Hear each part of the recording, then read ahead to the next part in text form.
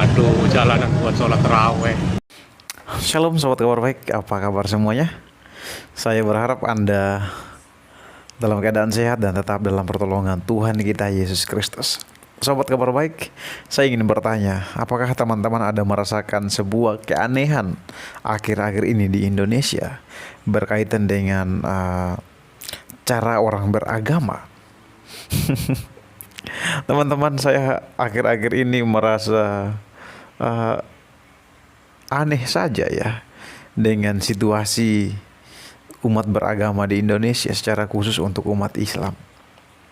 Mereka merasa sangat terganggu dengan keberadaan kekristenan ya. Bayangkan, orang sedang beribadah saja diganggu, disuruh bubar. Setelah itu ada jemaat dan mau mendirikan gereja aja nggak diperbolehkan, teman-teman. Dan ini bagi saya ini sebuah fenomena yang tempat peribadatan umat Kristen kelompok gereja baru terjadi di Indonesia atau GIDI di Kelurahan Joko bayangkan nih, Kecamatan gereja Serengan, Solo, itu didatangi orang Kristen massa buat Laskar sendiri, umat Muslim di Solo. buat Aksi izinnya ini sendiri, sebagai solidaritas atas tapi bentrokan yang dilarang. terjadi di Papua. Dan Aksi juga sempat memanas persekutuan-persekutuan dan di nyaris rumah berujung pun anarkis saat pihak itu gereja nggak tidak diperbolehkan. keluar menemui pengunjuk Sedangkan rasa. Beruntung mereka, aparat kepolisian teman-teman, segera menenangkan itu kelompok Laskar kalau umat di Islam daerah yang emosi. kantong-kantong Kristen mungkin kita jarang melihat masjid ya. Ya ada, tapi nggak sepadat di daerah Jawa dan sebagainya ya. Di Jawa itu mungkin nggak sampai 1 kilo itu sudah ada. Jadi masjid itu berjejeran. Bayangkan, masih banyak orang Muslim yang melakukan sholat tuh di pinggir-pinggir jalan, seperti video berikut. Waduh, jalanan buat sholat taraweh. Aduh, berkah. Kayak nggak ada masjid aja nih. Jalanan dengan mall kelilitan. Oh, sholat di jalanan. Oh, gile. Jalanan ganggu orang lewat. Sholat di jalanan, ngaji di trotoar jalanan saat ini lagi ngetren. Kalau pakai istilah medsos, lagi viral. Apakah umat Islam di Indonesia kekurangan masjid, musola, langgar, surau, sehingga harus sholat dan ngaji di jalan dan trotoar? Tidak. Terus apa? Ini fenomena bagian dari agama sebagai pertunjukan. Agama sebagai tontonan. Sementara jalan dan trotoar adalah panggungnya. Masih ingat kan? Saat Pilkada DKI tahun 2016, saat segerombolan orang sangat bernafsu sholat di lapangan Monas daripada di Masjid Istiqlal. Ya, mereka tidur di Masjid Istiqlal, termasuk buang hajat, kencing, BAB, mungkin juga mandi, tapi sholatnya di lapangan Monas. Jadi terbolak-balik bukan? Tidurnya di masjid, tapi sholatnya di lapangan.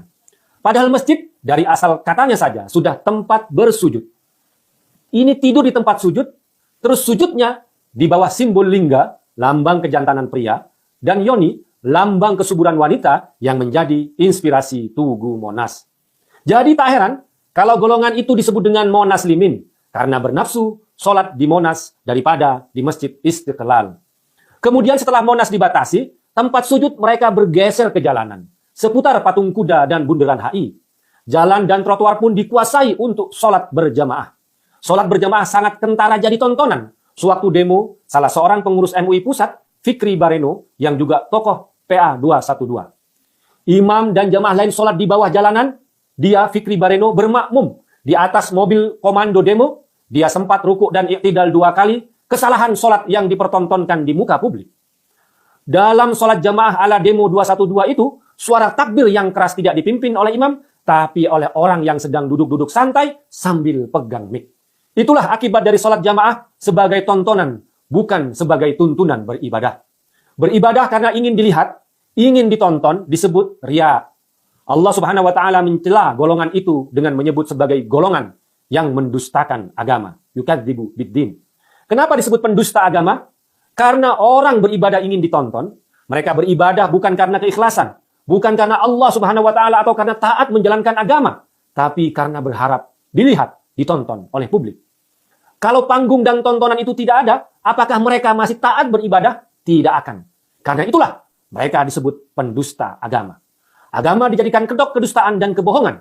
Mereka menampakkan agama tapi dalamnya penuh dengan dusta. Apa dusta yang mereka tutupi dengan agama? Motif-motif selain agama itu sendiri. Kepentingan kelompoknya, kemenangan golongannya, propaganda buat circle-nya, dan kepentingan-kepentingan lain yang bukan dari agama. Bahkan bisa jadi bertentangan dengan agama itu sendiri. Termasuk politisasi agama. Menjadikan agama sebagai alat kampanye. Modus operandi kemenangan politik bisa disebut sebagai modus mendustakan agama. Hingga fenomena terbaru ini, ada gerakan-gerakan ngaji Al-Quran di trotoar jalanan. Astagfirullah. Kitab suci Al-Quran dipegang, diletakkan sembarangan, dibuka, di trotoar yang mestinya hak pejalan kaki. Tak terlihat mereka khawatir, kitab suci itu terciprati najis dari roda-roda kendaraan yang melintas cepat, atau dari orang yang jalan lalu lalang di sampingnya. Padahal, trotoar dan jalanan itu penuh genangan air dan kotor, karena saat ini masih musim hujan. Secara adab dalam mengaji Al-Quran sebagai kitab suci, kita yang mengerti adab pastinya terganggu melihat fenomena itu. Karena itu, saya tak habis pikir dengan golongan manusia ini, yang ngakunya paling beragama, paling Islam, tapi kelakuannya terbolak-balik. Saat masjid dibatasi karena pandemi, dibatasi jumlah jemaah yang bisa ke masjid, dan syafnya dijarak-jarakin, mereka tuduh pemerintah sebagai rejim anti-Islam. Padahal, pembatasan itu karena soal protokol kesehatan. Tapi, setelah pandemi mulai memudar, masjid kembali dibuka lebar-lebar, mereka malah sholat dan ngaji di trotoar jalanan. Disebut kadrun nggak mau. Memang cocoknya sih, mereka disebut kaum pendusta agama. Menurut teman-teman ini namanya fenomena apa ya? kok aneh ya? Ibadah di jalan, mengganggu kendaraan, ibadah di trotoar, mengganggu pejalan kaki. Kok jadi kayak gimana gitu ya? Kita tuh beragama dengan tujuannya supaya akhlak kita bagus dan kehadiran kita itu tidak mengganggu orang lain, tapi kehadiran kita itu dapat diterima dengan baik oleh orang-orang. Nah, jika beragama seperti ini namanya mengusik ketenangan orang lain, mengusik kebebasan orang lain. Bayangkan kendaraan yang mau lewat saja harus pelan-pelan karena mereka ibadahnya di jalan. Orang yang jalan di trotoar aja harus mencari jalan lain karena mereka baca Al-Quran di jalan. Dan ini fenomena apa teman-teman? Nah, untuk teman-teman muslim, kalian selalu mengkumandangkan kalimat Islam adalah rahmat bagi dunia, rahmatan lil alamin. Itu rahmat seperti apa sih? Saya kok jadi bingung sekarang. Kalau cara-cara seperti itu teman-teman lakukan, membuat kita itu tidak respect dengan teman-teman, bahkan terganggu. Itulah makanya saya salut sama Bapak Menteri Agama ya untuk soal suara toa.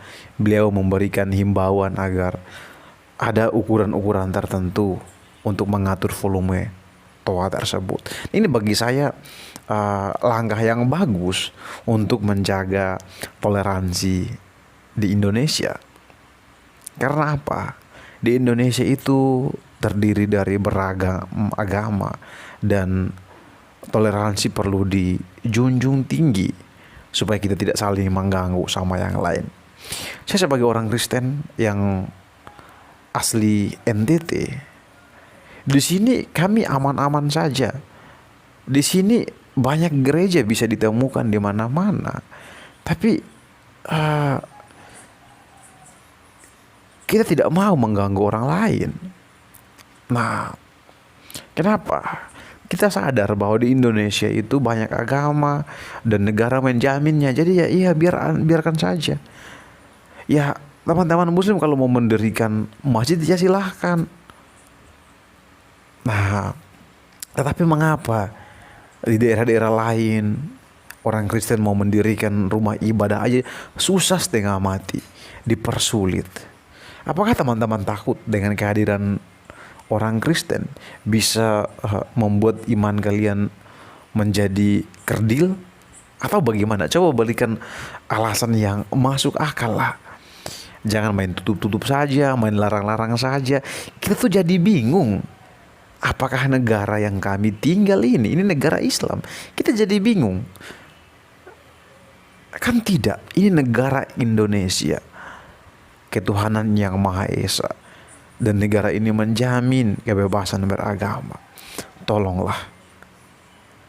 Saling menghargai satu sama lain kayaknya lebih bagus lah.